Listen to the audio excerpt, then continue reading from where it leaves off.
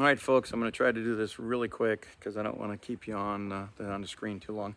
James at Eagle Ballistics and Eagleman Long Range Shooting School. So right now we're going to quickly talk about PRS with the Eagle Ballistics app. First of all, go ahead and go to devices, connect your tools, in this case the tracked rangefinder or the Revic rangefinder, whatever you're using. I'm going to connect the ultrasonic Calypso wind meter. I have it facing north, so you'll notice I have relative to true north turned on. That way it knows it's facing north and you don't have to worry about it. Click on the HUD, go to the gear in the upper left, click on multi-target. I'm not going to go over moving targets at this point, but you can see I have one target on this lane, all right? To make more lanes, click the folder in the upper left, hit the plus, make as many as you want, or go to eagleballistics.com and there's a QR code. Push with your thumb in the center and it'll drop in 25 lanes, all right, or stages.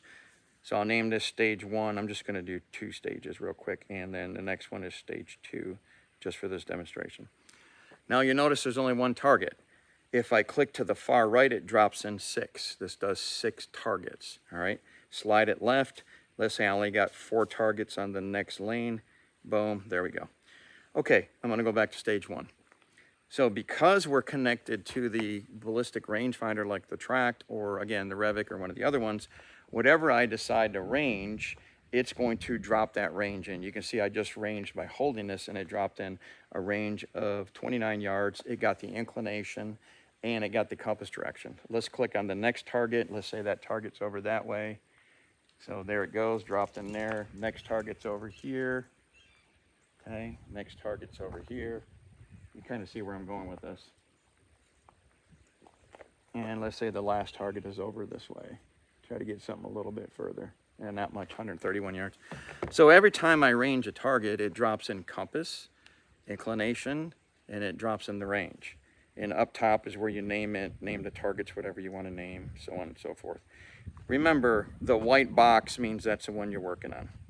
All right, so we're done with that. We got all our target information. We want to connect to the Calypso Mini. Well, click on meter because you're already connected. You can see the wind is 3 mile an hour, 2.9 coming from 7 o'clock. 7 o'clock from the target you're highlighted on. Let's say that the wind is coming from behind us, which it is, and it's coming from our first target. See, the wind's coming from 4:30, the Calypso's live. This has relative wind just like the rangefinder does. If I push and hold, you'll see an orange block pop up. So what that does is it locks it in and says, okay, the wind you got was coming from this target, and as I transition to a new target, it's going to remember where the wind was coming from initially, and you can see here the wind's coming from 5 o'clock, now 3 o'clock, because it's live. Let's lock it so it doesn't move.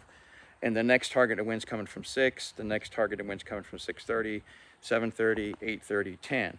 Now if I unlock this, it's going to go live, and anytime the wind changes, it's going to basically readjust. So to get out of relative wind, push and hold and turn it off.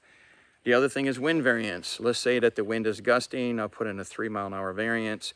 You can see it's giving us a high wind. I'm going to do something real quick, guys, because I'm going to physically type in a range so it's further. And you can see this better because I just can't get far range here, 620 yards.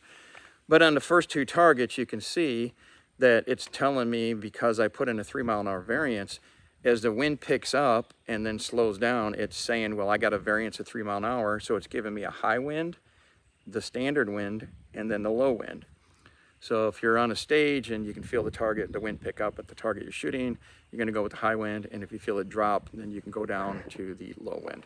All right, so let's say I got 25 stages. So a whole squad's there, everybody's running Eagle Ballistics. Click on the folder, click on the 9 squares and the QR code. That QR code, if they hold their phone over it, if you email or text it to them, it will drop in every single target information for each one of the lanes and stages you have.